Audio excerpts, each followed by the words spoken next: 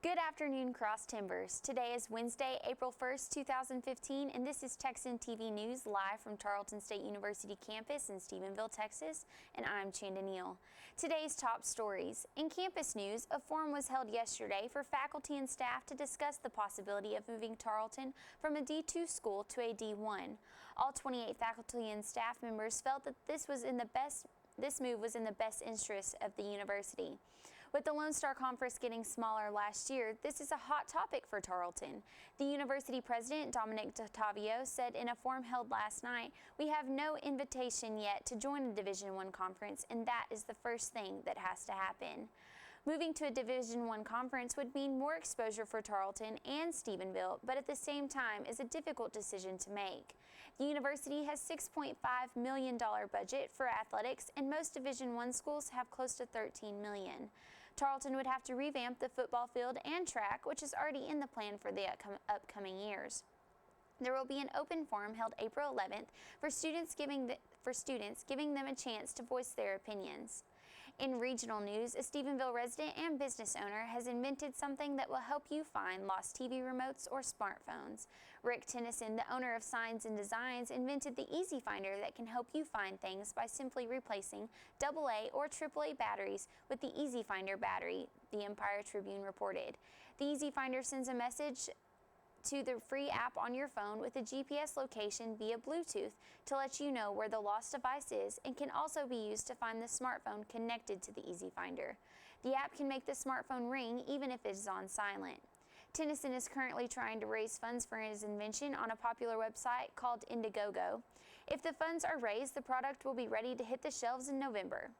And now for Texas, national, international, and sports news from the Associated Press.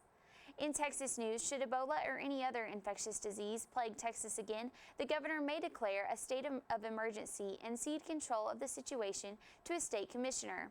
Under a bill the Texas Senate passed Tuesday. The measure cleared the upper chamber 25-5 and now heads to the House. Georgetown Republican Charles Schwartner said his bill addressed vulnerabilities exposed last year when a Liberian man contracted Ebola and died in Dallas. 2 nurses also contracted the disease but survived.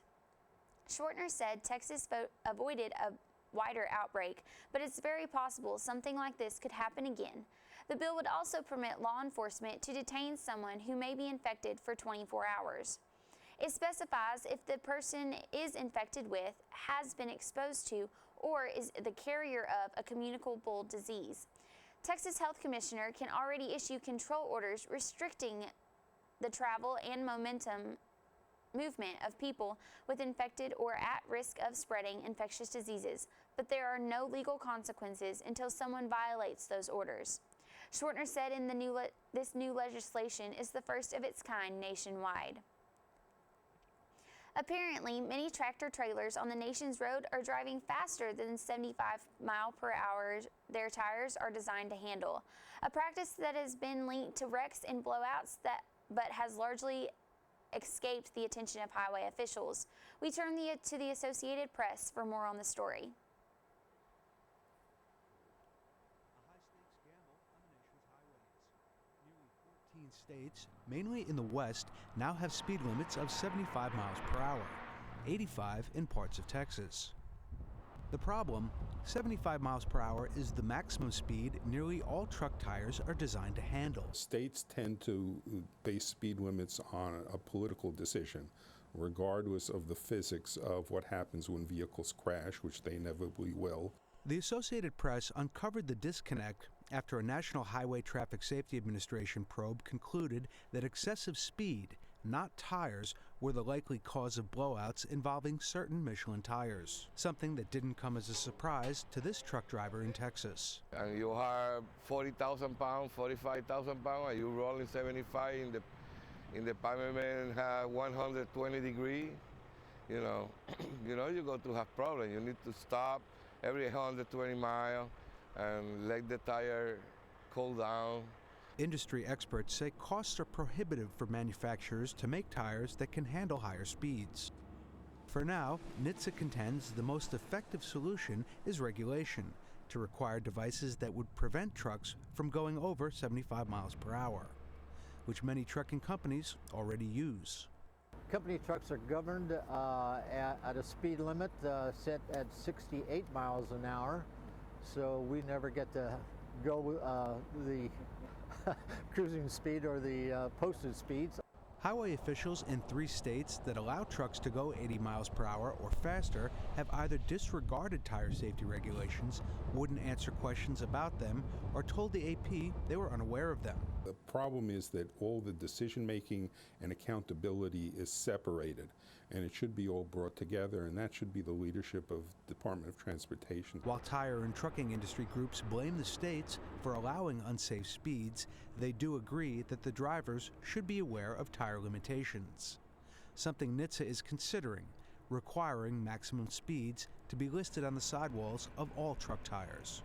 Luke Sheridan, The Associated Press. In international news, with stubborn disputes unresolved, nuclear talks between Iran and 6 world powers went past a deadline and into overtime as negotiators tried to come to an agreement. Enough progress has been made to warrant the extension past midnight Tuesday. State Department spokeswoman Marie Harf said although there were still several difficult issues to be resolved, the decision came after 6 days to reach a preliminary understanding by midnight Tuesday, drawing in foreign ministers from all 7 nations at the table: Iran, the United States, Russia, China, Britain, France, and Germany. After more than a decade of diplomatic efforts to limit Tehran's nuclear advances, the present talks already have been extended twice, demonstrating the difficulties of reaching an agreement that meets the demands of both sides. The U.S. and its negotiating partners demand curbs on Iranian nuclear activity that could be used to make weapons. The Iranians deny any such military intentions, but they are negotiating with the aim that a deal will end sanctions on their economy. White House Press Secretary John Earnest says if we are making progress toward the finish line, then we should keep going. Tehran says it wants to enrich only for energy, science, industry, and medicine, but many countries fear Iran could use the technology to make weapons-grade uranium. Officials had hoped to wrap up the current talks by Tuesday night with that joint general statement agreeing to start a new phase of negotiation for Iran's nuclear program. That statement would be accompanied by more details, documents that would include technical information on understandings of steps required on all sides to resolve outstanding concerns. In sports, prosecutors in North Carolina have agreed to let the NFL see photographs from Greg Hardy's domestic violence trial as the league considers whether or not to suspend the defensive end who signed with Dallas last month. An order filed today in North Carolina court grants limited access to the NFL, the Players Association, and attorneys for Hardy. The order says the photographs were provided by someone outside law enforcement. The NFL sued for access to them. The photos were part of the state's evidence when the former Carolina player was convicted by a judge. The conviction was dismissed after the accuser couldn't be found to testify when Hardy requested a trial by jury. The Cowboys signed Hardy to a 1-year deal based heavily on incentives. Today's broadcast was produced by Abby McCoy, Brittany Phillips. You can watch Texan TV News live Monday through Friday at 12:30 p.m. and on Northland Cable Channel number 9. Don't forget to tell your friends about us and to become a fan of us on Facebook. I'm Chanda Neal. Tune in tomorrow for the latest news from Tarleton State University campus live in Stephenville, Texas.